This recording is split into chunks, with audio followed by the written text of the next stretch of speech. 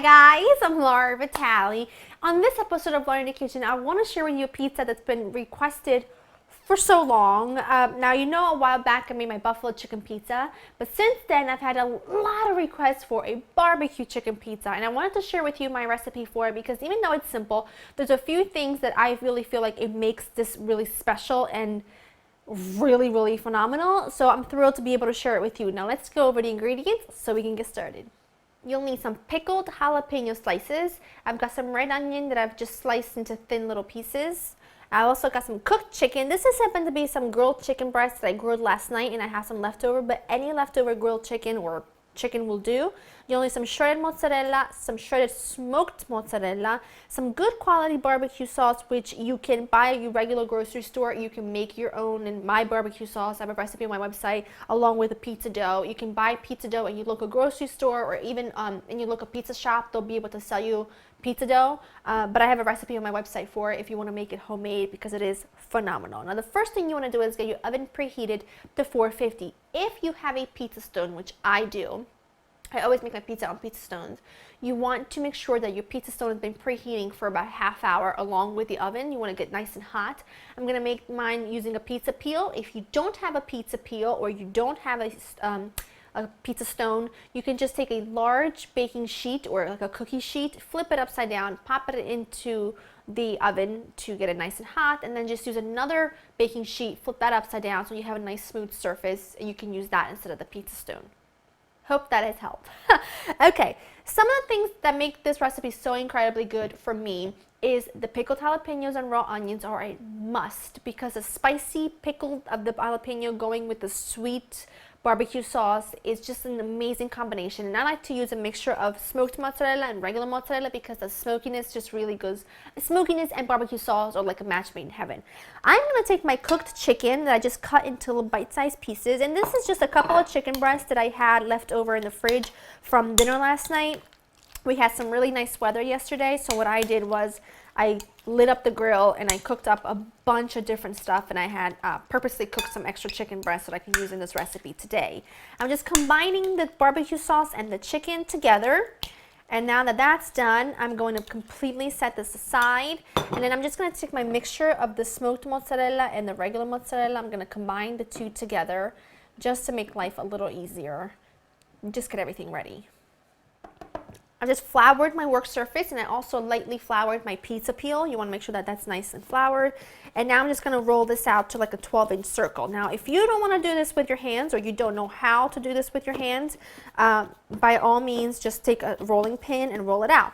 But I've shown you guys this many times. The easiest way to do this is to first form like a border, and you just take your two fingers, your index finger and your middle finger, and you can pop any air bubbles. It's totally fine.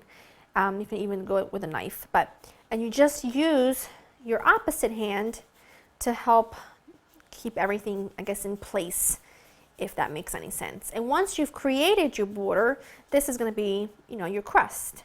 And then you go in with your fingers and you flatten things as easy as possible. And now, because you have this border, you can cup one of your hands, right, and use your other hands to stretch things out. Just like that, and you see you still have your border, and just stretch it out a bit, and then we'll be able to stretch it a bit more with with our hands in just a second. I just want to get this loosened up a bit so that when I do go ahead and stretch this with my hands, there's no tearing. And I just take, my hands, make like two fists, and then you literally just flip it and pull. Flip it and pull, and you want to make sure that you have a border already formed, but you want to make sure that the pizza, it's all one, like it's all the same thickness.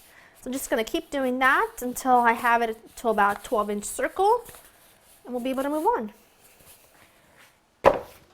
That looks good.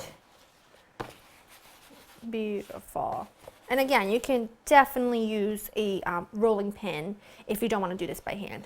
I'm going to go right in with my hands because this is just the easiest way to do this, and you have to work quickly because the last thing you want is for the bottom to stick to your pizza peel. So I'm just going to take my chicken, and I'm just going to spread this out all over my crust.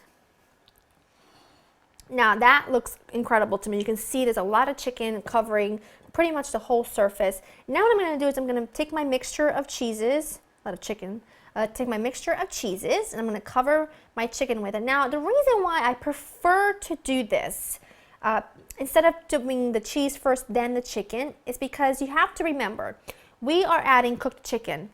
The cheese is going to provide almost like a blanket and keep the chicken moist, if that makes any sense whatsoever. But trust me, it works wonders. So I'm just going to use up the rest of my cheese here, and you can do this as little or as much as you want, but remember that the mozzarella and the smoked mozzarella is a combination made in heaven, so please add that to your buffalo barbecue chicken pizza. It makes a huge difference. And then, you know, obviously it's optional to add the onions and the jalapenos, but you haven't had an outstanding barbecue chicken pizza until you've had it with pickled jalapenos and raw onions. It's amazing. And then I just put my pickled jalapenos on top, and I'm trying to work quickly so that nothing sticks to the bottom of my pizza peel. And look at that. I mean, you do not need to call your local pizza guy for a barbecue chicken pizza, because I guarantee you it's not going to be this awesome. So I've got pretty much all my toppings on. I don't want to waste this onion, so I'm just going to throw that on there. Pop this into your preheated oven at 450 for about 15 minutes or so, or until the bottom is nice and golden brown and crispy and everything is melted and ooey gooey and delicious and beautiful. So I'm going to pop this in, and I'm going to show you what it looks like when it's done. If that's not picture perfect, I'm really not quite sure what out there is, because this looks amazing and it smells even better. It was in the oven for 15 minutes and it is just perfection. I've let it cool for a couple of minutes, and I've shared this tip with you before. If your pizza has a lot of toppings and you go ahead and cut it with a pizza cutter, instead of just running across, because you'll be pulling all the hot ingredient, you know, all the hot toppings, you rock back and forth. If I didn't rock back and forth, then all the toppings would slide all over the place. I'm gonna cut this into 8s because I just feel like I'm used to, you guys know I used to work in a pizza shop with my dad for years, so I'm used to cutting pizza into 8s. Last one. That looks incredible. I mean, look at that. I think I'm gonna go for this one right here, because to be honest with you, the barbecue sauce mixed with the jalapeno is my favorite part, and that's like right there. That's gonna be the first bite. And look at that.